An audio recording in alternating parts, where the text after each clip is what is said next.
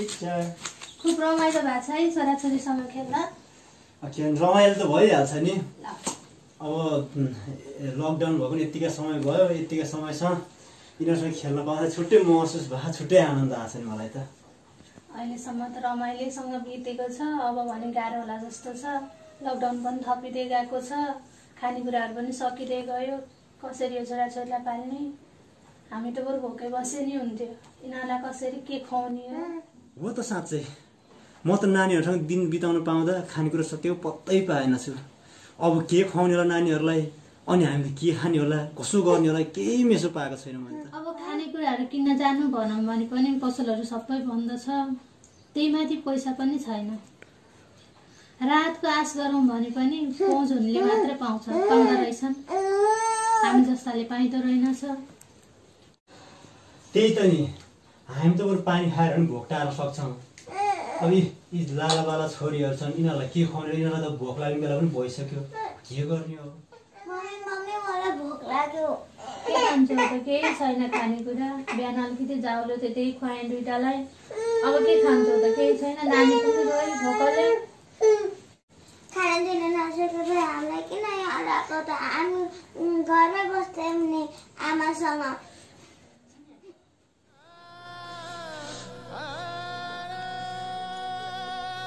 के भयो हजुरलाई?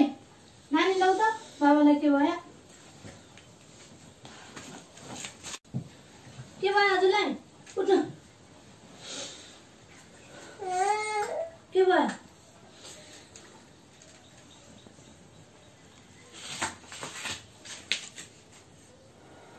उठ्नु।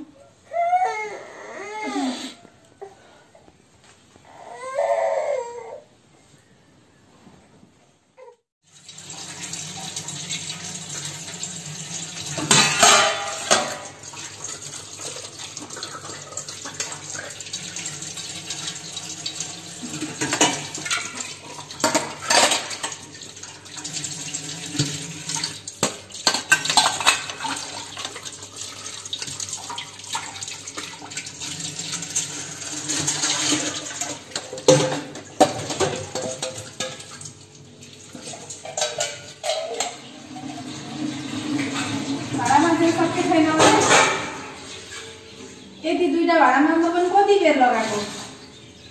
यहाँ चिया खान मन लागिसकेको थियो, चिया खाने भाडा पनि रहेन रहेछ। चिया बनाउने कतिखेर हो? त्यति चिया त हजुर आफै बनाएर खाँदा पनि हुन्छ नि। एउटा चिया बनाएर खान दिन पनि सकिँदैन। जहिले पनि कति कसरत गरिरहेको एक कप चिया खान माग्दाखेरि। सधैँ मैले गर्नुपर्छ भन्ने त छैन नि। के काम गरी मान्छेको त्यो एक कप चिया खान त दिन पर्यो नि। सानो सानो कुरामा जहिले झगडा गरेछ, किन जान्छ? एक कप चिया पकाएर खान दिन पनि झगडा गरेको हुन्छ।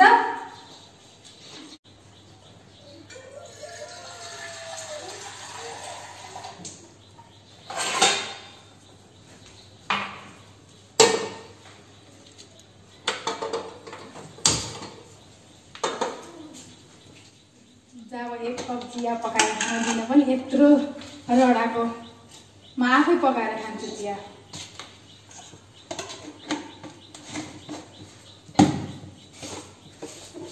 सधैँ कचकच गरिरहन्छ।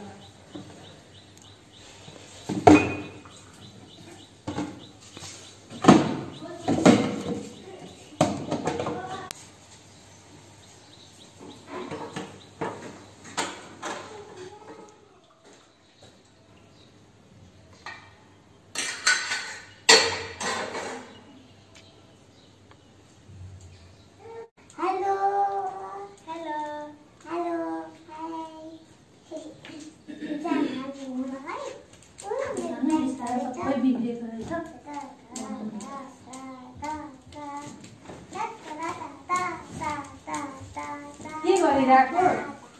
बिस्तारा मिलाइराखेको। अनि यत्रो बेर लाग्छ बिस्तारा मिलाउन? नानी काखमा लिएर गरेको छु, अनि कति छिटो गर्ने अरे। अरू कति काम छ? खाना बनाउनु पर्यो, अरू सरसफाइ पनि गर्नु पर्यो, अरू काम छैन? सबै काम बुहारीले गर्नुपर्छ भन्ने त छैन नि। जहिले पनि झगडा गर्नु भएको छ, जहिले पनि। अनि मैले पनि त गरिरहेको छु नि मेरो काम। मैले गरेको छैन त मेरो काम? मैले पनि त गरिरहेको छु। अनि के भयो फेरि सधैँको झगडा किन यस्तो आमाले जहिले झगडा गर्नुहुन्छ काम मैले मात्रै गरिराख्ने खै काम गरेको केही पनि देख्नु अनि मैले पनि त गरिरहेको छु नि काम मैले पनि गरेको छैन त मेरो काम हजुरले पनि गर्नु भएकै छ बुहारीले पनि गरेकै छ त काम त गर्नु भएको छ सधैँ मैले त्यो तपाईँहरूको झगडा देखेर मलाई साह्रै कस्तो कस्तो दुःख लागिसक्यो के हो अब के गर्ने त मैले सम्झा आफ्नै दुलैलाई सम्झाउनु मैले कसलाई सम्झाउनु कसलाई नसम्झाउनु के हो तपाईँ सम्झाउनु नै सक्नु भयो म त घरै छोडेर जानु पर्दा जस्तो लागिरहेको अब त्यस्तो हो भने जाऊ घर छोडेर निस्केर जाऊ तपाईँ एक्लै बस्नु रुचाउनु भयो अब म एक्लै बस्छु जाऊ तिमीहरू बस्नै नसकेपछि अब मैले के भन्नु जाऊ निस्केर ठिकै छ त्यसो भने तपाईँले त्यस्तो नै बोली बोलेर जा भन्नुहुन्छ न हामीले के बसिरहनु जान्छु भन्दैन जा बेटा जाऊ जाऊ जाऊ छोरी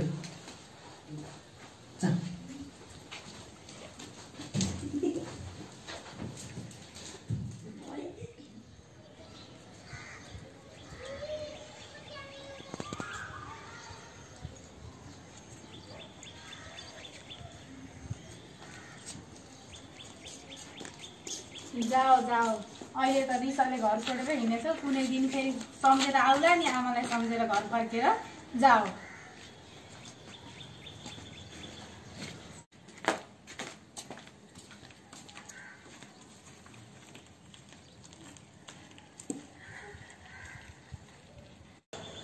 यतिका दिन भइसक्यो घर छोडेर गएको पनि फोन गर्न पऱ्यो उठाउँछन् कि के छ हालखबर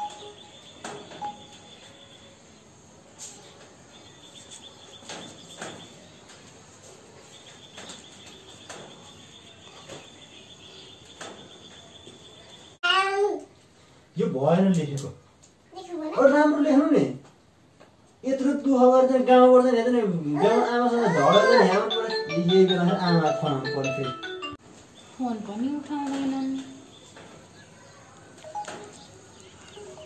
फेरि एकपटक गर्नु पर्यो यो हेर त तिमीले लेखेको अक्षर कस्तो यति मेहनत गर्नुपर्छ कि छोरी पढ्नलाई यसरी हुन्न नि त अलि राम्रो लेख त एकचोटि फेरि लेख त है कति गरेको आमाले फोन पनि त्यही त नि एकचोटि नउठेपछि त नगर्नु नि त्यही त नि उठाउँदिन भयो है छोरी यो हेर ती यहाँ भने राम्रो भयो भयो नि लेखेको अनि यसरी हो नि त लेख्ने अब तिमी के गर यो यहाँ यो छ नि लेखेको छौ यहाँ यहाँदेखि लेख त कस्तो लेख्दो रहेछ ल पढ्न पर्छ हो फोनै उठाउँदैन होइन के भएछ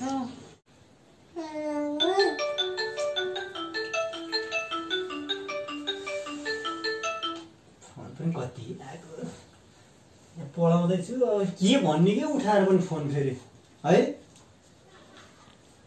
नउठाउनु न त्यतिकै राख्दिनु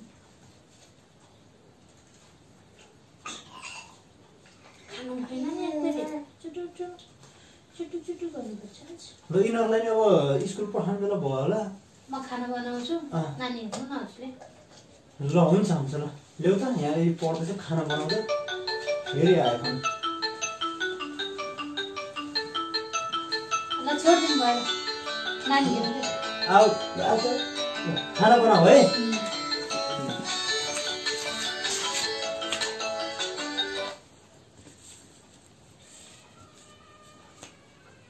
ल बल्ल राम्रो भएछ गुड अब यस्तै लेख्ने है सधैँ है ल के भएछ फोन पनि उठाएनन् हे भगवान् अब कहाँ के गर्नु होला त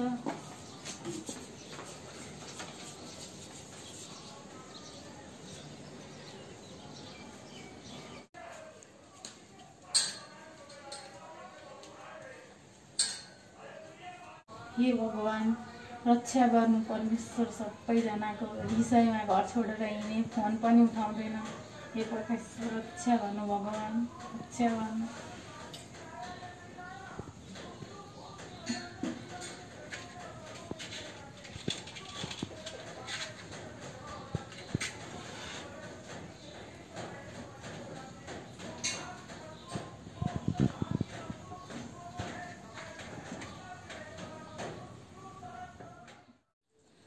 नानी तिमीले यसरी भन्नु नआउने थियो, तिमी त अब अलिक ठुलो भएछौ, बहिनी पो सानो छ, बाबा हेर त यस्तो भयो बाबालाई, तिमी त अब बुझ्ने भयो नि।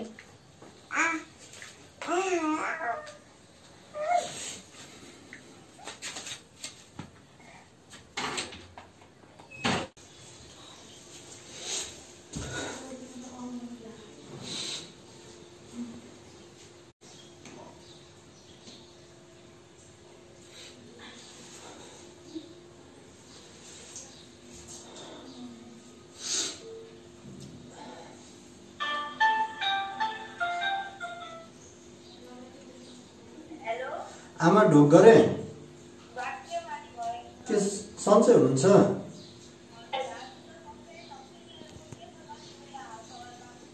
हाम्रो पनि ठिक त ठिकै छ। हेर्नु अब किनभने यति बेला यो लकडाउनले गर्दाखेरि साह्रै समस्या भएको छ, खानेकुराहरू पनि सकिँदै गएको छ, त्यस्तै भएको छ।